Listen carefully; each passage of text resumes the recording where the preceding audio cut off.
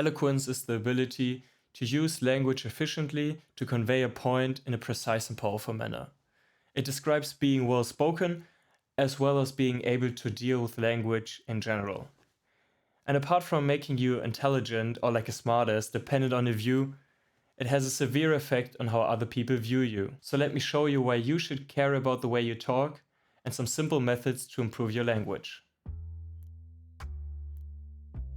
So first of all, I would like to explain why being eloquent is important and why eloquence can benefit you. First of all, it minimizes misunderstandings. In a context where tasks are delegated, for example school, where you get homework, or at work, when you get a tiny piece of the task for a broader project, having a task that is outlined in a precise and clear manner really helps achieve the goal the other person wants to achieve or what is expected from you. In a private setting, being well spoken, being eloquent helps bridge the gap that is individuality, or that is the individual experience between people. We will never be able to understand how other people feel 100%. We can only guess, we can only speak from experience. But being well spoken, knowing yourself and being able to convey that in a manner that other people understand can really go a long way and help build a healthy relationship. Being able to express yourself means understanding yourself, or at least reflect on yourself. Our emotions and our minds are constantly in motion. It enables us to adapt, to find solutions, and to empathize with other people. But sometimes, to figure out who you are or what underlying problems are to your mental health, for example, or why you feel a certain way, language can be a fixed medium that helps kind of cage our emotions and give us a status quo of how we feel. I made a video about that too. It's a little more concept, but you can check it out. I would really much appreciate that. So having language helps cage our thoughts and give us something to work with, because sometimes it's hard to grasp how you feel or what's important to you right now, and putting things into words gives it a certain kind of structure that make it inevitable. It's easy to lie to yourself if you only listen to the voice in your head. I mean, look at depression, for example. Your mind's telling you things that are not real just because your mind is always racing and racing. But if you put it down on paper, it's somehow turned into an object and something you can deal with, and something that's abstract outside of you that you can conquer. Apart from that, eloquence is also attractive. Being able to describe situations and objects points towards attentiveness. Being able to express the way you feel points towards emotional maturity. And being able to show somebody that you're attracted to them is a first step in building a relationship. So yeah, being eloquent is sexy. Apart from that, eloquence is fun. It's entertaining. When telling a story, not only the contents are important, but the mode of presentation is as well. So if you use entertaining language, it's just funnier or more engaging. And let's be honest, some words are funny just because they rarely get uttered in this realm. So enough with why should you be eloquent, why is language important. I think I got that point across to now. But what you really want to know is how you become more eloquent. And I told you that it's gonna be easy. So here are some methods. Let's start out with what you consume. So you don't have to go out of your way to become more eloquent, because we're constantly surrounded by language and people talking and people expressing themselves. And if you just listen up what resonates with you, you'll be able to improve on yourself. But I have to warn you, once you start doing this, you'll see like little quirks everywhere in how people talk and what people do to reach your emotions. So their language has a certain kind of impact, which can be annoying at times. So the first step is exposing yourself with the right material. The first thing that comes to mind is reading a lot of books, reading a lot of different books. I'm not saying you should read books about language per se. You don't have to know all speeches by Cicero by heart. But reading shows you how other people put their emotions and experiences into words. And that even though people might have experienced the same thing, the way they deal with it and the way they share it, the way they show it to the world is different than someone else would do it. And that's what I like so much about books or like literature in general. That just by you sitting down, taking the time to think about what happened is beneficial to other people. Because you somehow show the way you think. The way you write can point towards the kind of person you are. So reading books is like living several lives. That's something I read before somewhere. That reading books is the easiest way to gain experience in some way. Of course, some things you just have to experience on yourself, but reading books is a damn good way to broaden your horizon.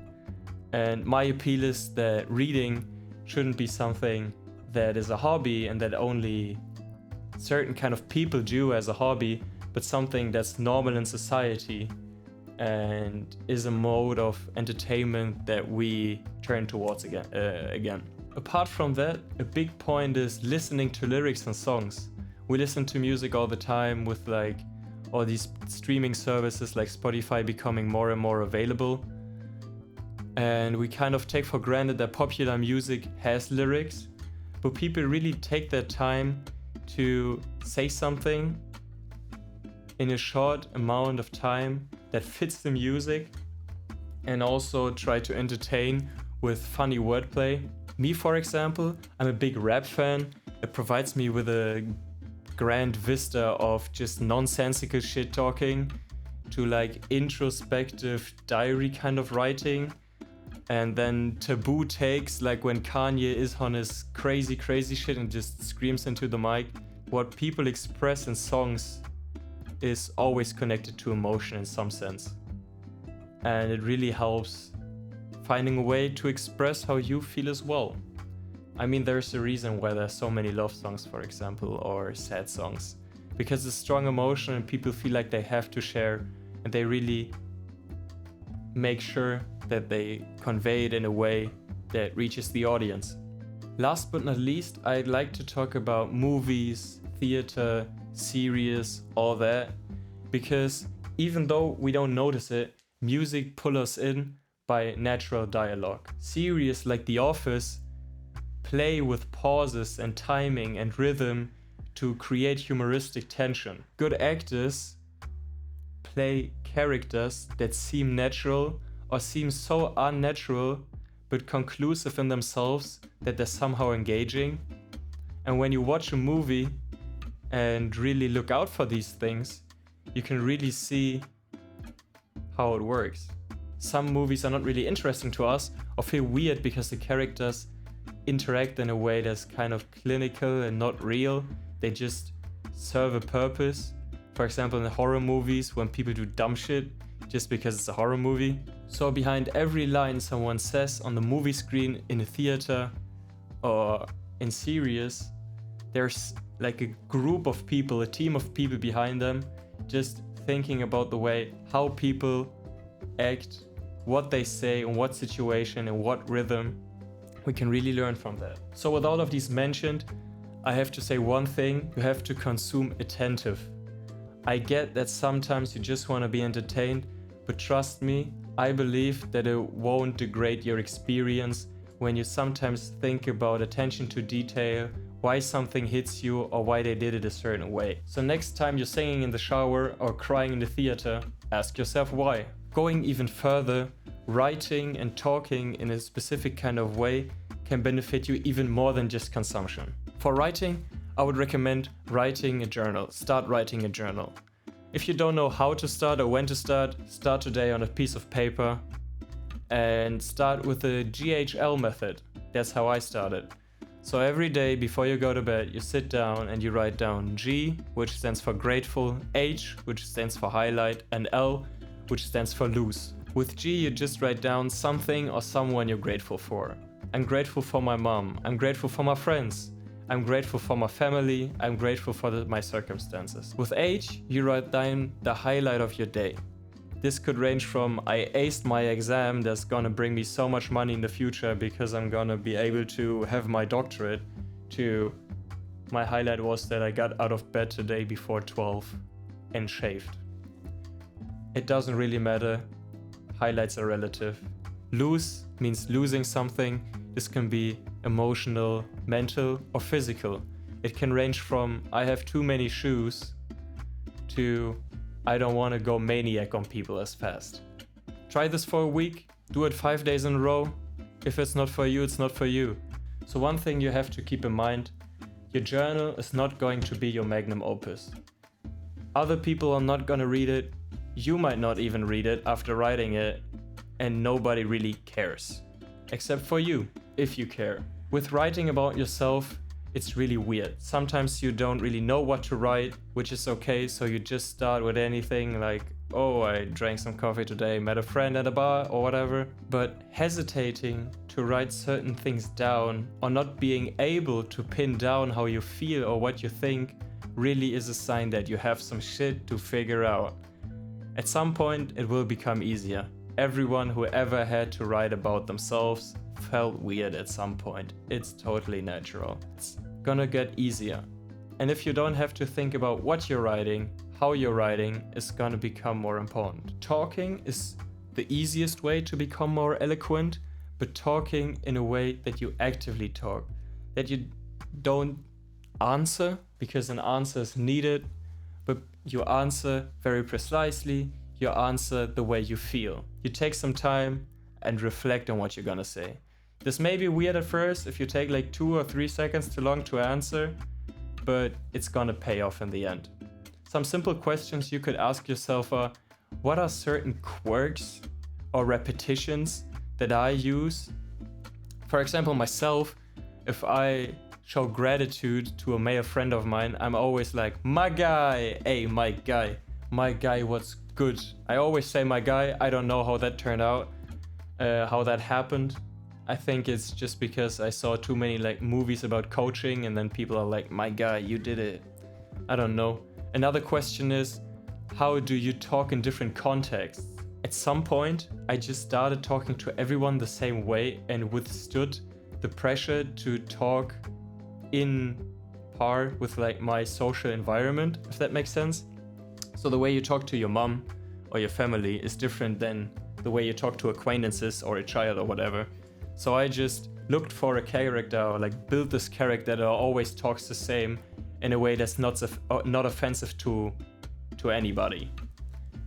Just being very honest and blunt, but always explaining why you feel a certain kind of way. The way people reacted was very funny. Some people thought it was odd, some other people thought it's intriguing. And that way you can kind of figure out what is socially acceptable and what not, which is good to have like a grasp on the social importance of language. And if you do ask these questions, you could also use another technique.